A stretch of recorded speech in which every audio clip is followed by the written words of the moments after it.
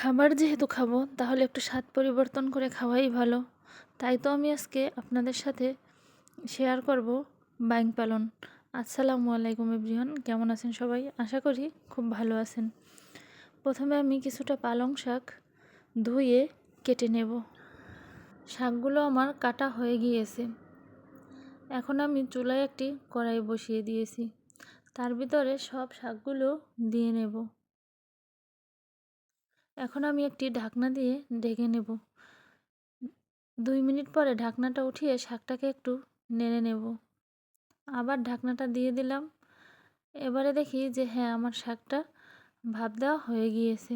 নিয়ে নিলাম কিছু নর্মাল পানি এবং তার ভিতরে দিয়ে দিলাম কিছুটা বরফ, কারণ আমি তো ফ্রিজে পানি রাখি না, শীত বলে, এই জন্য পানিটা যাতে ঠান্ডা হয়। আর এর ভিতরে শাকগুলো দিয়ে দিলে কি হবে, শাকের কালারটা পরিবর্তন হবে না। এখন আমি শাকগুলো ছেঁকে নিয়েছি। কি আবার বাটাবাটি করে, বাটাবাটির ঝামেলার মধ্যে নাই, তাই তো আমি একটি ব্লান্ডারে শাকগুলো দিয়ে সুন্দর করে একটু ব্লান্ড করে নেব। এই যে দেখুন, আমি শাকগুলো ব্লান্ড করে নিয়েছি ঠিক 2 মিনিটের মতো। এবার আমার শাকগুলো ব্লান্ড করা হয়ে গেছে। চুলায় আমি একটি ফ্রাই প্যান বসিয়ে দিয়েছি, তার ভিতরে পেঁয়াজ রসুন ভেজে নিয়েছি এবং সাথে দিয়ে দিয়েছি অন্যান্য মশলাগুলো, হলুদ, মরিচ, লবণ দিয়ে মশলাটাকে আমি ভালোভাবে কষিয়ে নিয়েছি। এরপরে দিয়ে দেব সামান্য একটু পানি। পানি দিয়ে মশলাটাকে আমি আরও ভালোভাবে কষিয়ে নেব, যাতে মশলাটা থেকে কোনো হলুদ মরিচের গন্ধ না আসে।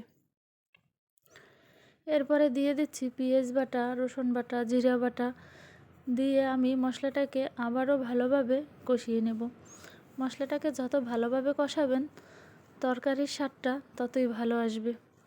তাই তো আমি ভালোভাবে মশলাটা কষিয়ে নিয়েছি। এখন আমি দিয়ে দিছি মাছগুলো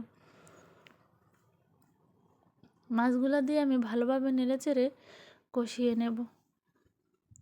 এবার আমি একটা ঢাকনা দিয়ে ঢেকে রেখে দেবো 10 মিনিটের জন্য। 10 মিনিট পর ফিরে এসে দেখি মাছটা আমার কষানো হয়ে গিয়েছে। এখন দিয়ে দেব পালং শাকের পেস্ট, যেটা আমি আগের থেকেই করে রেখেছি, দিয়ে ভালোভাবে মিশিয়ে নেব। এরপরে দিয়ে দেব সামান্য কিছু কাঁচামরিচ। আপনারা যেভাবে ঝাল খেতে পছন্দ করেন ঠিক ওইভাবেই দিয়ে নেবেন। আমি আমার মতো করে দিয়ে নিয়েছি। আবারও আমি ঢাকনা দিয়ে ঢেকে দেব। ফিরে আসছি কিছুক্ষণ পরে। এই যে দেখুন, উপরে একটা তেল তেল ভাব চলে আসছে, তার মানে আমার রান্নাটা হয়ে গেছে এবং কালারটাও ঠিকঠাক আছে, কোনো পরিবর্তন আসেনি। আপনাদের যদি আমার রান্নাটা ভালো লেগে থাকে অবশ্যই আমাকে কমেন্টে জানাবেন আর একবার হলেও ট্রাই করবেন। ভালো থাকবেন সবাই।